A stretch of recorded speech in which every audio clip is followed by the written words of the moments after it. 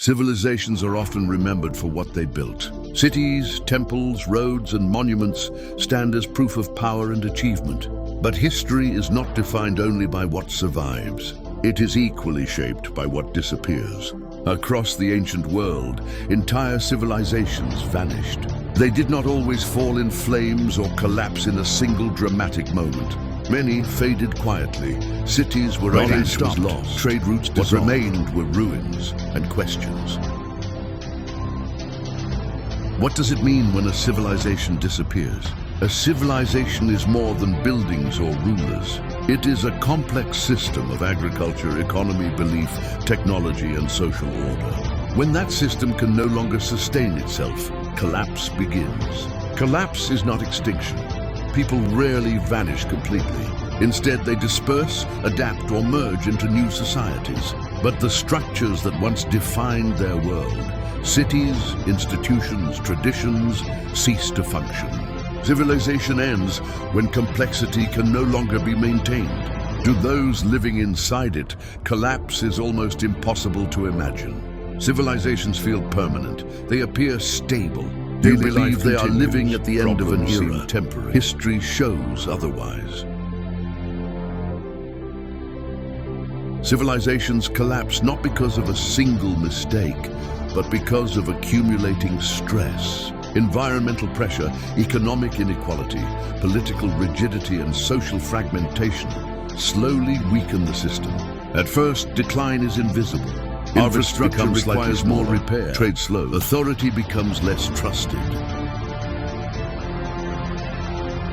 These changes feel manageable until they are not. Collapse accelerates suddenly. When systems are pushed beyond their limits, failure spreads rapidly. A drought becomes famine. Famine becomes unrest. Unrest becomes migration or violence. What once worked stops working everywhere at once. Cities empty.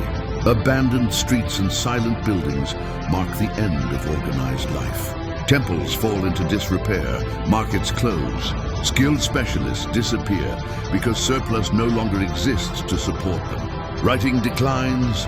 Without administration, records are no longer kept. Knowledge becomes oral again. History shortens. Memory shrinks to what can be personally remembered.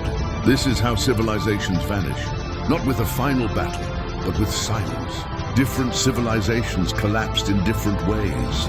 Some were destroyed by environmental change, others by internal conflict, some by invasion, many by a combination of forces. There is no single pattern, but there are common threads. Civilizations depend on balance. When growth outpaces resources, stress increases. When inequality deepens, loyalty weakens. When systems become rigid, adaptation fails. Collapse exposes fragility. Ironically, the most advanced civilizations are often the most vulnerable. Complexity brings power, but also dependence. The more interconnected a system becomes, the more it relies on everything working perfectly. When one part fails, others follow. Ancient people were not ignorant of danger. They adapted repeatedly. They built irrigation systems, changed crops, reorganized power, but adaptation has limits. When environmental change is too rapid or social systems too rigid, collapse becomes unavoidable. To later generations, lost civilizations appear mysterious. Why would people abandon cities they spent centuries building? Why would knowledge disappear? Why would societies fail to recover? The answer is simple but uncomfortable. Collapse changes priorities. Survival replaces culture. Mobility replaces permanence. Innovation gives way to endurance. What matters is not preserving civilization, but staying alive. Civilization is fragile because it is artificial. It requires constant effort, cooperation, and belief. When trust erodes and resources fail, the illusion of permanence dissolves. Yet collapse is not purely destruction. From the ruins of lost civilizations, new societies emerge. Knowledge survives in fragments. Techniques are rediscovered. Myths preserve memory. Humanity continues. But something is always lost. Languages disappear. Skills vanish. Each collapse resets history, not to zero, but to something simpler. The question is not why civilizations collapse. The real question is why they last as long as they do. The civilizations we call lost were once as real and stable as any society today. Their people believed in the future. They planned, they built. Understanding lost civilizations is not about judging the past. Collapse is not a failure of intelligence or effort. It is a consequence of limits. Limits of adaptation, limits of cooperation. This series explores those limits. In the parts that follow, we will examine specific civilizations that disappeared, not as myths, but as systems under pressure. Long before armies marched and empires clashed, nature determined the fate of civilizations. No society, no matter how advanced, existed independently of its environment. Land, water, climate, and seasons formed the invisible foundation upon which every civilization stood. When that foundation shifted, collapse followed. Early civilizations were deeply tied to specific landscapes. Rivers provided water, fertile soil, and transportation. Forests supplied wood and animals. Stable climates allowed agriculture to flourish. These conditions created prosperity, but also dependence. Civilizations grew confident in stability. For generations, floods followed predictable patterns. Rain came at expected times. Harvests sustained growing populations. Surplus allowed specialization, cities, and complex institutions to form. But nature is not static. Climate changes slowly, and sometimes suddenly. Rainfall patterns shift. Temperatures rise or fall. Rivers change course. Soil degrades. What once supported abundance begins to fail. At first, the effects seem minor. A poor harvest one year, a slightly longer drought, rising salinity in fields. These problems are treated as temporary. Rulers order new canals. Farmers change crops. Priests perform rituals. Adaptation delays collapse. But environmental stress accumulates. Population continues to grow. Resources are stretched thinner. Marginal lands are cultivated. Forests are cleared. Irrigation systems overextend water supplies. Short-term solutions create long-term problems. Soil becomes exhausted. Erosion increases. Floods become destructive rather than beneficial. Droughts last longer. Recovery takes more time. Eventually, adaptation reaches its limits. Agriculture fails first. When crops fail, surplus disappears. Without surplus, specialists cannot be supported. Artisans, scribes, priests, and administrators lose their roles. Trade slows, infrastructure decays, cities begin to struggle. Food shortages lead to unrest, prices rise, trust in authority weakens. People migrate in search of better conditions. Urban centers shrink as rural populations move or starve. Environmental collapse becomes social collapse. Governments attempt control, taxes increase. Labor is forced, resources are centralized. These measures may stabilize the system briefly, but they also increase resentment. Stress spreads through society. Conflict follows scarcity. Groups compete for land and water. Old alliances fracture. Violence becomes more common. External threats grow as weakened civilizations become targets. Nature opens the door to invasion. In many cases, environmental collapse does not destroy a civilization outright. It weakens it. The final blow may come from war, rebellion, or migration. But the root cause lies deeper. The environment set the limits. Ancient societies understood nature through experience, not science. They observed patterns, but they could not predict long-term climate change. When conditions shifted beyond memory, explanations turned to religion or faith. Warnings were misunderstood. Some civilizations attempted reform. They reduced populations, changed farming methods, abandoned cities. These measures sometimes worked, temporarily, but recovery required stability. When environmental pressure continued, collapse became irreversible. People left cities permanently. Writing declined. Trade networks dissolved. Knowledge was lost. Civilization retreated. Environmental collapse reminds us of a fundamental truth. Complexity depends on balance. When human systems exceed ecological limits, they become fragile. Nature does not negotiate. It does not respond to power or belief. It responds only to physical reality. When that reality changes, societies must adapt or fail. Many lost civilizations were not destroyed by enemies. They were undone by the land beneath their feet. Understanding environmental collapse is essential because it reveals how invisible forces shape history. Civilizations often fall not because of dramatic events, but because of slow changes ignored for too long. Collapse begins quietly, and by the time it becomes visible, it is often too late. In the next part, we will examine the first great civilization to face this reality, Mesopotamia, where humanity's earliest cities rose and struggled to survive their own success. Mesopotamia is often called the cradle of civilization. Between the Tigris and Euphrates rivers, humanity built its first cities, invented writing, codified laws, and created organized states. For centuries, this land represented progress itself, proof that humans could control nature and shape their own destiny. Yet Mesopotamia was also the first civilization to face systemic collapse. Its rise and fall reveal a fundamental truth. The same systems that create civilization can also destroy it. Mesopotamia's environment was both a gift and a threat. The rivers provided water and fertile soil, but their floods were unpredictable and violent. Unlike the Nile, which flooded regularly, the Tigris and Euphrates could destroy fields and settlements without warning. To survive, humans intervened. They built canals, dikes, reservoirs, and irrigation networks. This required coordination, planning, and authority. Villages became cities, cities became states. Control over water became control over people. Irrigation made civilization possible. Surplus grain supported growing scribes, priests, administrators, craftsmen. Writing developed to track harvests, labor, and taxes. Temples and palaces dominated urban landscapes, but irrigation carried a hidden cost.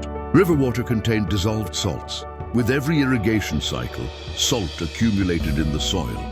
Over decades and centuries, fields became less fertile. Crops weakened. Yields declined. The change was almost invisible.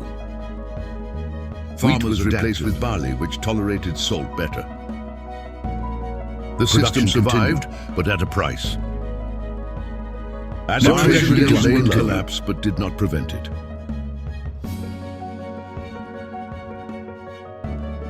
As agricultural output fell, stress spread through the system. Cities depended on constant surplus. When surplus declined, everything dependent on it began to suffer. Trade weakened. Mesopotamia lacked stone, timber, and metals. Its civilization relied on long-distance trade networks. As food surpluses shrank, cities could no longer sustain exchange. Political pressure increased.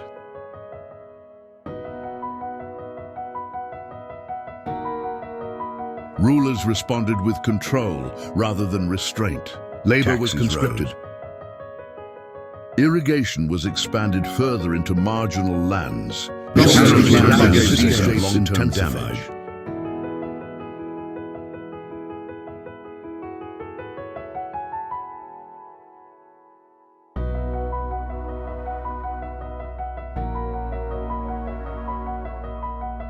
Resources were diverted from maintenance to defense. Violence replaced cooperation. Environmental stress and political conflict reinforced each other. Weakened cities were easier to attack. Rebuilding became harder.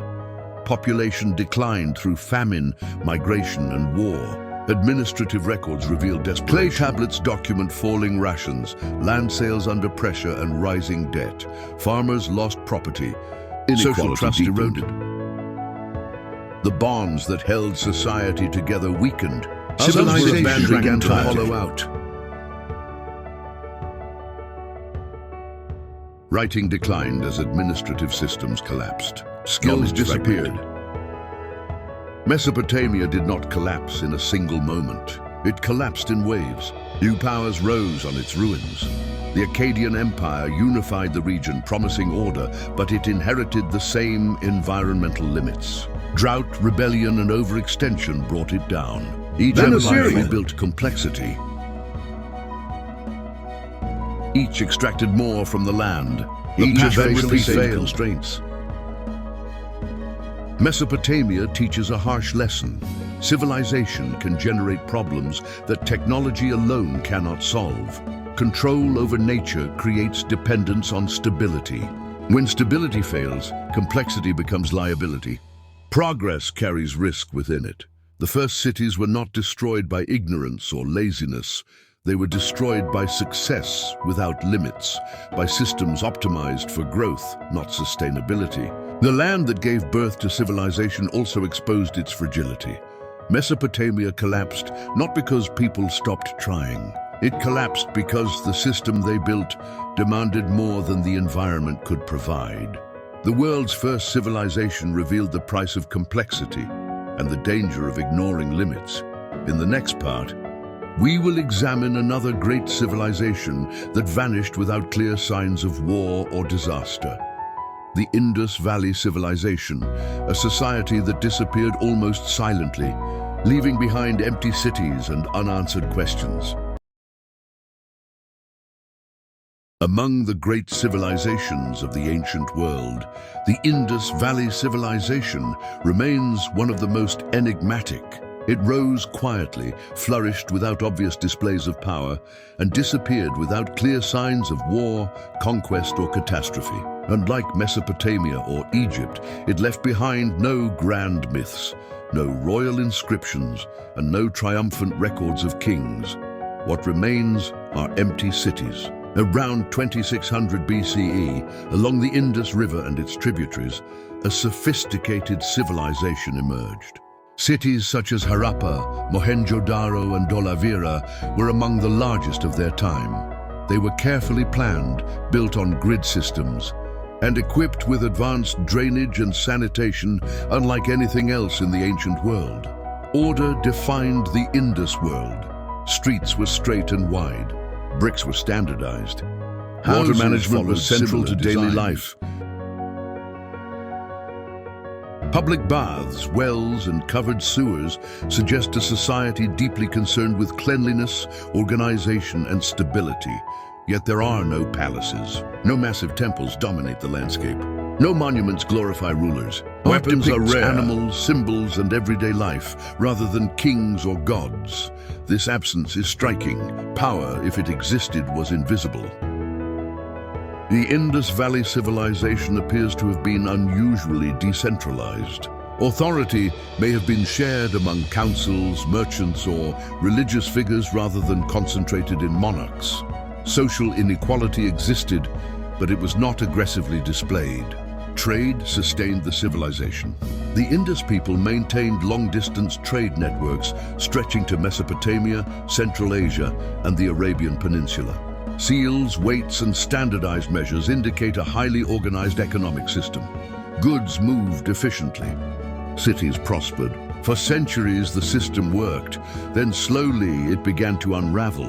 There is no evidence of sudden destruction. Cities were not burned.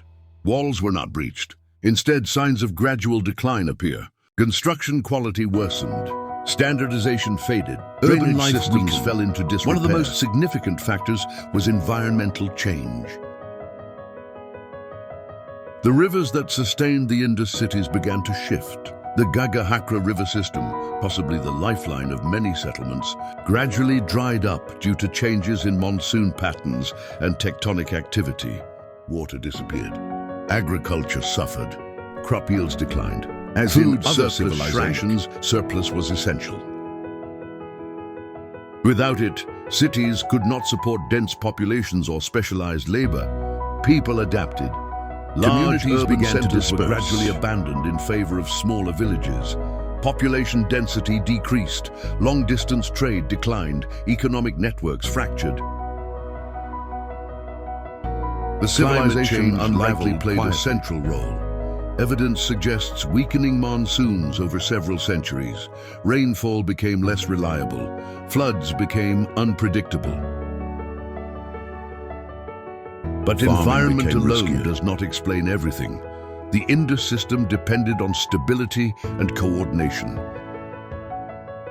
Its strength, standardization, and uniformity may also have been its weakness. When conditions changed, the system struggled to adapt quickly. Rigidity replaced resilience. Unlike Mesopotamia, where political competition drove rapid change, the Indus Valley may have lacked mechanisms for aggressive reorganization. Without centralized authority or militarized states, large-scale responses were limited. The civilization drifted rather than collapsed. The Indus script remains undeciphered, but its disappearance is telling. Administrative systems dissolved. Record-keeping ceased. By around 1900 BCE, most major urban centers were abandoned. People did not vanish. They migrated eastward and southward, blending into new cultures. Rural life continued. Traditions survived in fragments. But the civilization itself ended.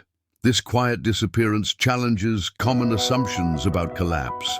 There were no invading armies, no dramatic battles, no clear moment of failure. The Indus Valley civilization died through dispersal. Its collapse reveals a different kind of vulnerability. Civilizations do not always fall through violence. Some dissolve when the conditions that support complexity slowly disappear.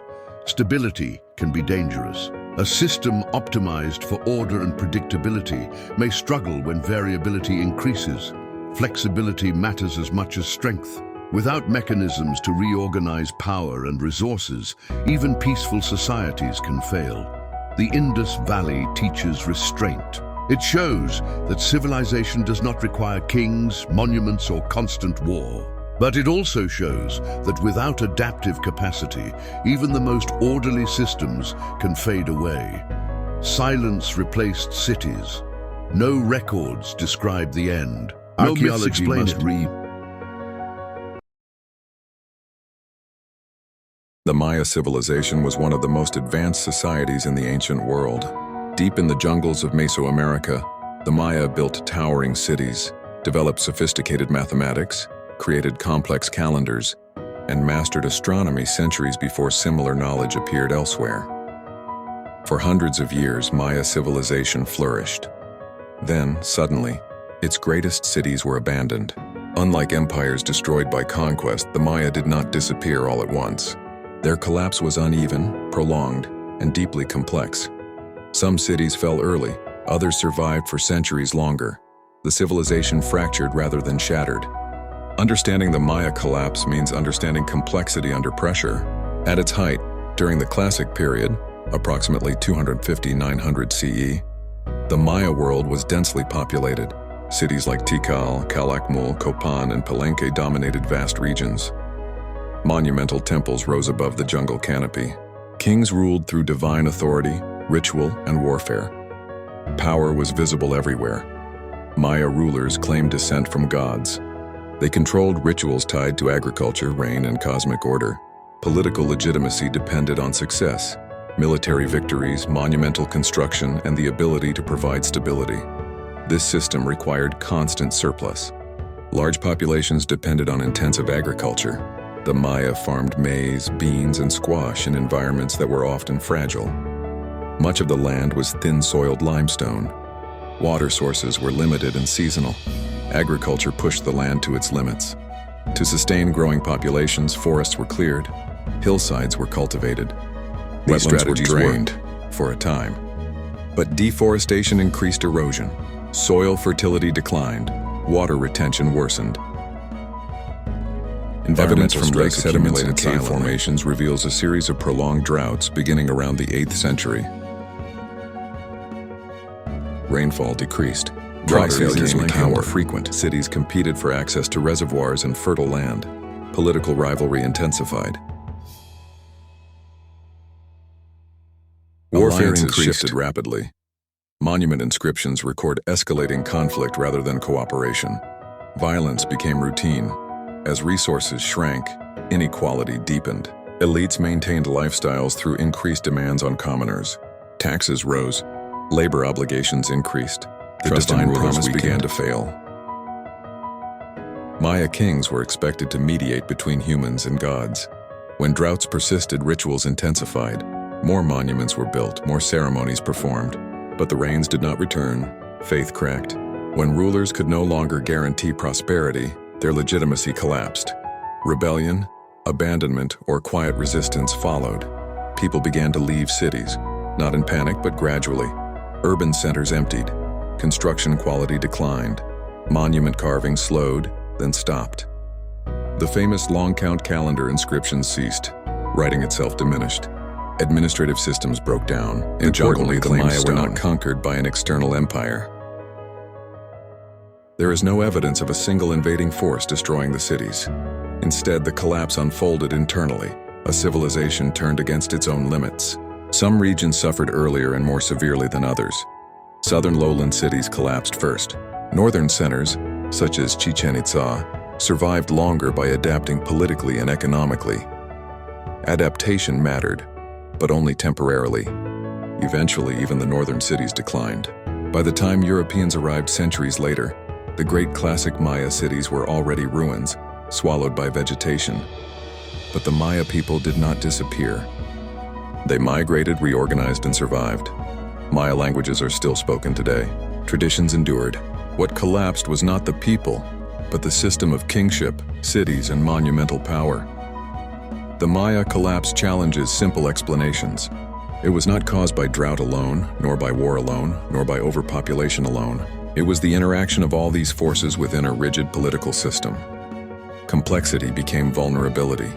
The Maya civilization was highly specialized. Its political legitimacy relied on constant success. Its agriculture depended on environmental stability. Its cities required enormous coordination. When multiple stresses converged, the system had little flexibility. Collapse was not a single event. It was a process. People made rational choices. They left cities when life became unsustainable. They returned to smaller communities. Survival replaced monumentality. Civilization contracted. The end of the Maya reminds us that intelligence and knowledge do not guarantee resilience. The Maya understood astronomy better than almost any ancient civilization. They tracked time with astonishing precision, yet they could not control Cly. When Europeans first arrived in the 18th century, they found a barren landscape, few trees, a struggling population, and hundreds of massive stone statues standing in silence. The question was unavoidable. How did this happen? Easter Island was settled around 1200 CE by Polynesian navigators who crossed thousands of kilometers of open ocean. They arrived on an island covered in dense forests, rich in bird life, and capable of supporting a growing population. The settlers brought crops, animals, and social traditions. They built villages, farmed the land, and developed a complex culture centered on ancestor worship. Over time, they began carving monumental stone statues, the Moai, representing powerful ancestors who were believed to protect the living. Monuments became identity. The construction of Moai required enormous coordination. Stone had to be quarried, carved, transported, and erected. This demanded food surplus, labor organization, and social hierarchy. Clans competed to build larger and more impressive statues. Prestige drove escalation. As competition increased, so did resource use. Trees were cut to clear land for agriculture and to transport statues. Forests provided wood for canoes, tools, housing, and firewood. The population grew. Pressure on the environment intensified. Deforestation accelerated. Over generations, the island's forests disappeared. The largest palm trees vanished completely. Without trees, soil erosion increased. Agriculture suffered. Bird populations collapsed. Canoe building became impossible. The ecosystem unraveled. Without canoes, fishing declined sharply. Protein sources diminished, diets were fragile. Malnutrition increased. Food scarcity became common. As resources dwindled, became social competition between clans intensified. Archaeological evidence shows an increase in weapons and fortifications. The society entered a period of internal warfare. Monuments lost meaning. Statues were toppled. Ancestor worship declined. Faith in traditional systems eroded. When the ancestors failed to provide abundance, belief collapsed alongside ecology. The society fractured. Population declined through famine, conflict, and social breakdown. Cannibalism may have occurred in extreme circumstances. Cultural complexity diminished. Knowledge was lost. By the time Europeans arrived in 1722, the island was a shadow of its former self. The forests were gone. The population was small and vulnerable. The Moai stood as reminders of a past no longer understood. Easter Island became a warning. Unlike other civilizations, Rapa Nui had no external enemies, no invading armies, and no neighboring societies to trade with or migrate toward. The island was a closed system. There was nowhere else to go. This isolation makes Easter Island unique. It provides a clear example of how human decisions alone can drive collapse when environmental limits are ignored. Yet the story is not simple. Recent research suggests that collapse was not instantaneous. The Rapa Nui adapted repeatedly. They developed rock gardens to conserve moisture. They altered farming techniques. They tried to survive. But adaptation had limits. When forests were gone, they were gone forever. The ecological threshold had been crossed. Recovery was impossible on human timescales. Collapse became irreversible. Easter Island challenges comforting myths. The people were not foolish or ignorant. They were intelligent, skilled navigators and engineers. Their choices made sense within their cultural logic. The problem was scale. Short-term success masked long-term consequences. Each generation inherited a diminished environment, yet continued traditions that demanded resources no longer available. Cultural momentum became trapped. The Moai were not just statues. They were commitments.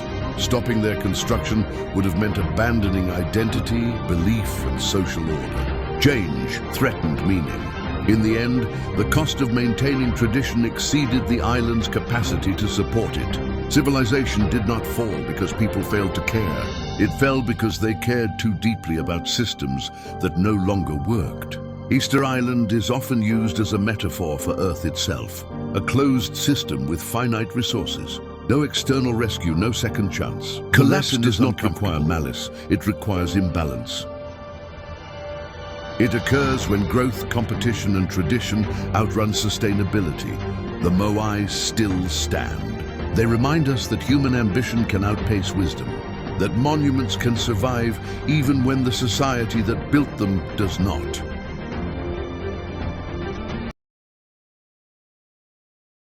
Not all civilizations fall to drought, famine, or invasion. Some collapse even when resources remain, borders are secure, and enemies are distant. Their downfall begins elsewhere, inside the social fabric itself. Internal collapse is quiet at first. It begins with trust. Every civilization relies on trust.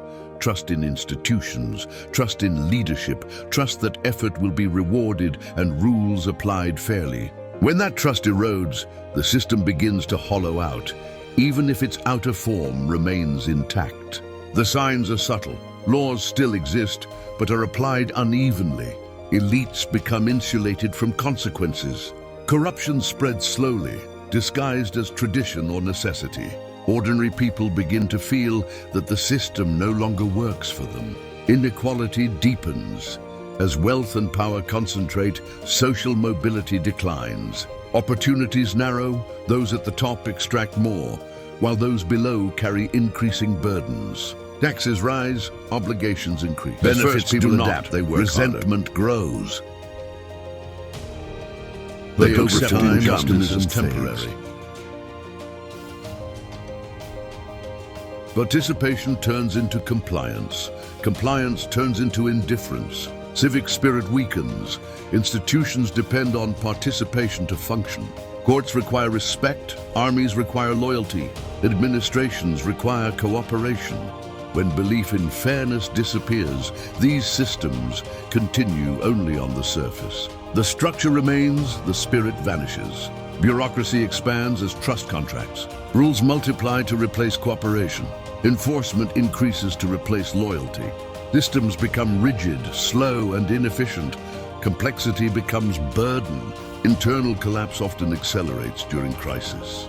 Environmental stress, economic shocks, or military pressure expose weaknesses that were previously hidden. Institutions fail to respond. Rulers face impossible choices. Reform threatens elites. Inaction angers the population. Compromise satisfies no one. Authority appears weak. Legitimacy erodes. As confidence in leadership collapses, alternative loyalties emerge. Regional identities strengthen, religious or ethnic divisions deepen.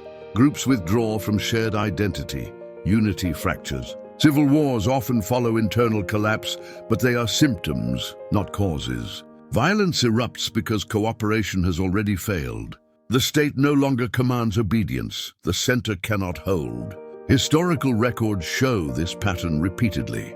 In late Roman society, tax burdens crushed farmers, while elites avoided obligations. In Han China, corruption and court politics paralyzed reform. In many empires, soldiers stopped fighting for states they no longer believed in. Collapse became inevitable. Internal collapse is particularly dangerous because it undermines resilience. When external threats appear, societies cannot respond effectively. Borders dissolve, cities enemies exploit weakness. Sometimes, invasion merely finishes what internal decay has already begun. The real collapse happened earlier, unseen, as trust evaporated and institutions lost meaning. Civilization rots from the inside out. Unlike environmental collapse, internal collapse does not require ecological limits. A society may have fertile land, functioning infrastructure, and technological capacity, yet still fail. Because systems are human, they depend on perception as much as reality. When people believe the system is unjust, participation declines even if conditions are objectively stable. Belief matters. Internal collapse also reshapes morality. Rules that once felt binding lose authority. Survival replaces ethics. Corruption, social contracts break. As individuals focus on protecting themselves, collective action becomes harder. People hoard resources, avoid obligations, withdraw from public life. Isolation replaces cooperation. Recovery from internal collapse is difficult. Rebuilding trust takes generations. New institutions must replace discredited ones. Often collapse clears the way for new systems, sometimes better, sometimes worse. Collapse creates opportunity, but it also causes suffering. Internal collapse reminds us that civilization is not sustained by buildings or laws alone. It is sustained by shared belief in fairness, purpose, and future. When that belief fails, no amount of force can fully replace it. Civilizations fall not only when they cannot feed their people, but when they can no longer convince them that the system is worth preserving. This form of collapse is invisible until it is complete. By the time it becomes obvious, reform is often impossible. In the next part, we will examine what happens when weakened civilizations encounter external pressure. Invasions, migrations, and shocks that overwhelm systems already stretched thin. History often explains the fall of civilizations through invasion. Armies arrive, cities burn, empires collapse. From the outside, it appears simple. One society defeats another by force. But this explanation is misleading. External invasions rarely destroy strong civilizations. They succeed when societies are already weakened. Invasion is pressure, not cause. Civilizations that are cohesive, adaptive, and trusted can repel enemies far stronger than themselves. Those that are divided, exhausted, or rigid often collapse under surprisingly small attacks. The outcome is decided long before armies arrive. Invaders exploit openings, they do not create them.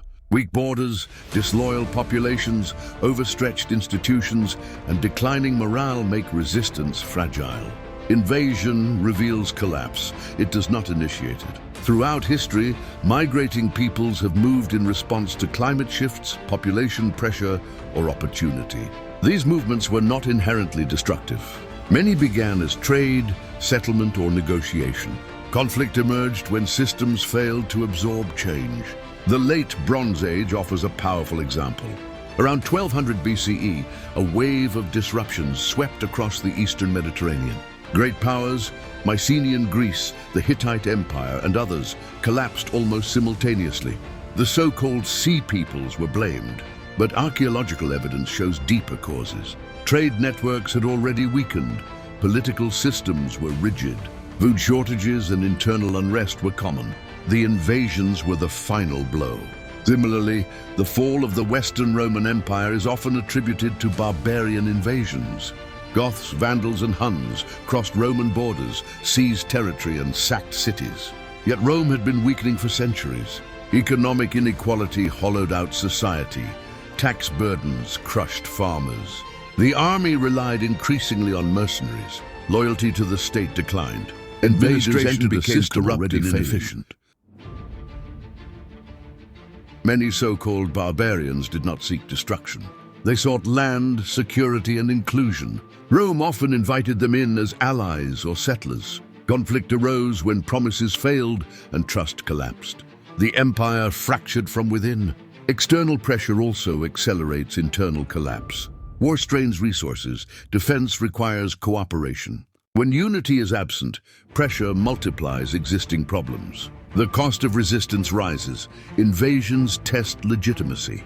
When rulers cannot protect their people, belief in authority evaporates. Cities surrender, populations switch allegiance. Resistance collapses without battle. Power shifts quietly. Not all invasions involve armies. Some arrive as migration waves, others as economic domination. Cultural invasion can reshape societies without violence.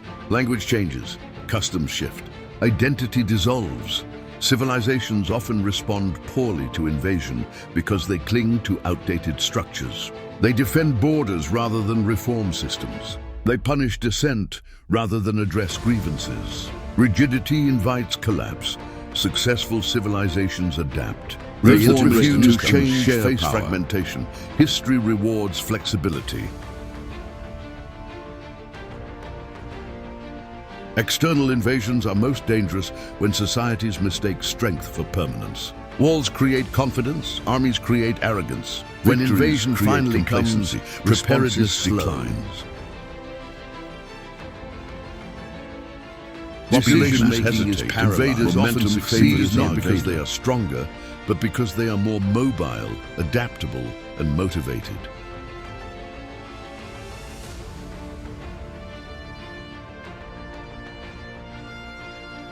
They fight for survival, opportunity, or identity. Defenders fight for systems they may no longer believe in. This asymmetry is decisive. Invasion also reshapes history's memory. The victors write narratives of conquest.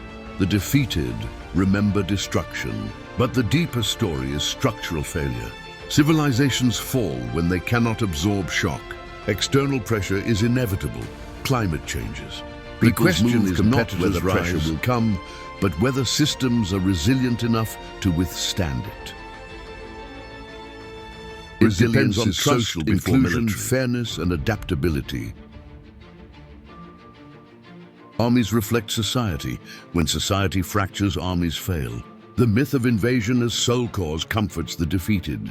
It externalizes blame. It avoids confronting internal decay. But history is unforgiving. Civilizations that survive invasions are those that reform under pressure. Those that collapse are already broken. Invasions are mirrors. They show societies what they have become: strong or fragile, united or divided, adaptable or rigid. The fall of civilizations through invasion is not the story of overwhelming force. It is the story of missed opportunities to change. In the next part, we will examine one of history's most famous and mature. Few civilizations loom as large in human memory as Rome.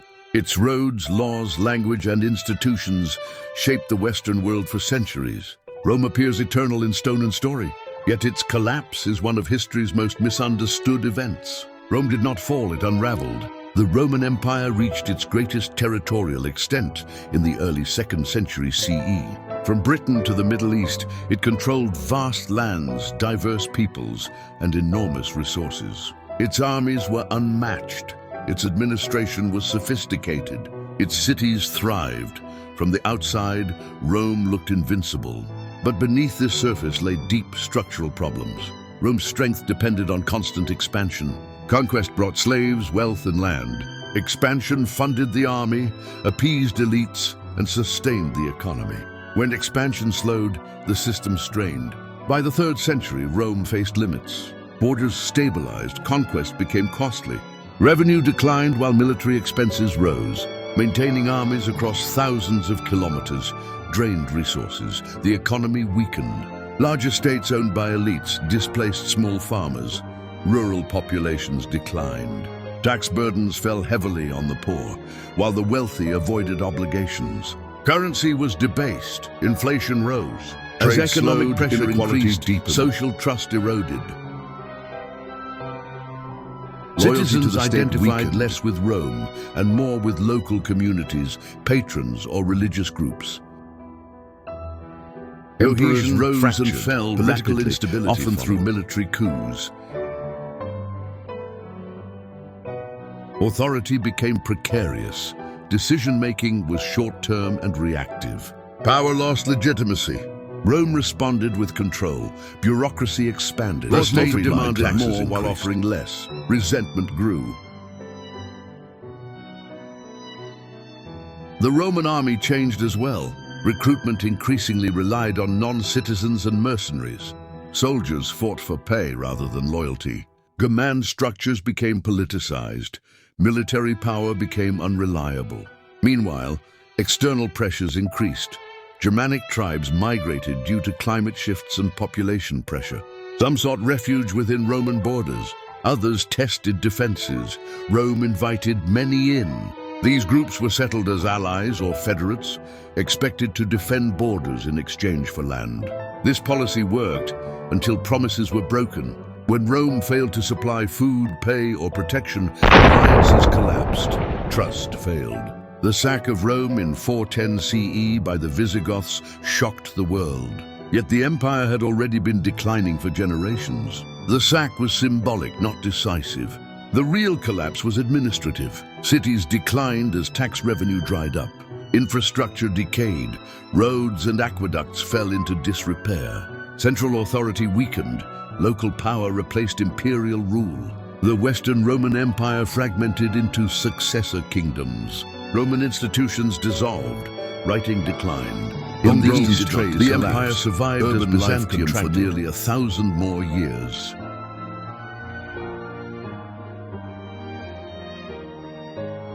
Roman law, administration, and culture adapted. This alone disproves the idea of inevitable collapse. Rome transformed. In the West, Roman identity blended with new cultures. Christianity reshaped values. Germanic rulers adopted Roman titles and laws. What emerged was not emptiness, but a different world. The fall was uneven. For elites, Rome's collapse meant loss of status. For peasants, life often changed little, or improved as oppressive taxation ended. Collapse affected classes differently.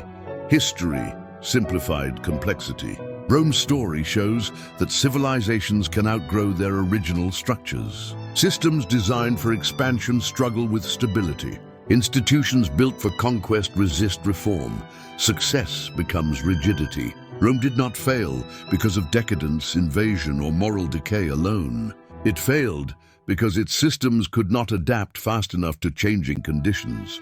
Collapse took centuries. This slow death challenges dramatic narratives. There was no single moment when Rome fell. There were many moments when it failed to adjust. Each decision made sense in the short term. Together, they dismantled the empire. Rome's legacy is paradoxical. It collapsed politically, yet survived culturally. Its influence endured even as its institutions dissolved. Civilizations do not simply end, they change form. Rome teaches us that collapse can look like continuity, that decline can feel like normality, that the most dangerous phase of collapse is when people believe the system will survive without reform. Rome believed itself eternal. It was wrong. The lesson of Rome is not that empires fall, but that systems must evolve or fragment. Power without adaptability decays. Authority without legitimacy dissolves. Rome's slow death was not dramatic. It was administrative, not economic. Social, and by the time it died, lost civilizations are often treated as distant curiosities. Ruins become tourist sites. Collapses are framed as ancient failures, disconnected from the present. The past feels safely contained, finished and irrelevant. This is an illusion. Lost civilizations are not warnings carved in stone. They are mirrors. Every civilization that collapsed believed it was different.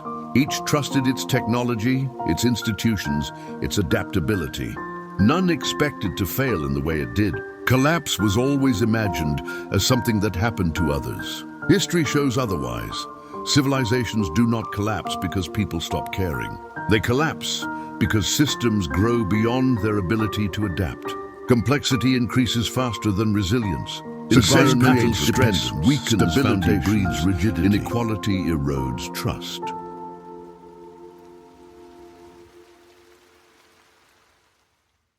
Institutions prioritize preservation over reform. Collapse becomes structural. Adaptation One of the most important lessons of lost civilizations is that collapse is rarely sudden. Daily life unfolds gradually. Our problems are treated as temporary.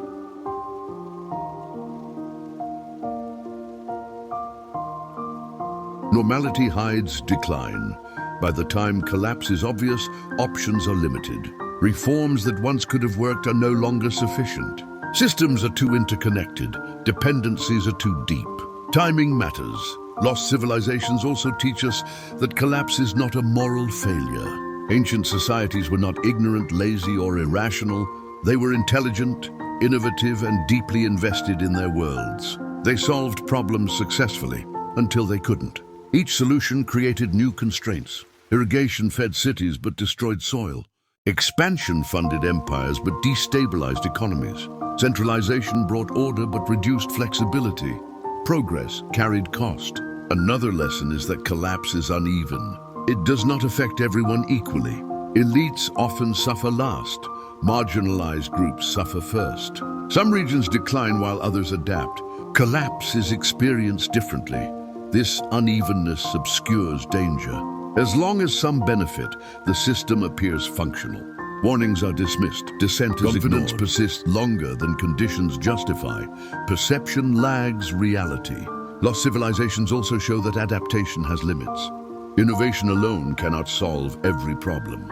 Technology can delay collapse, but it cannot override ecological boundaries or restore trust once it is broken. There are thresholds.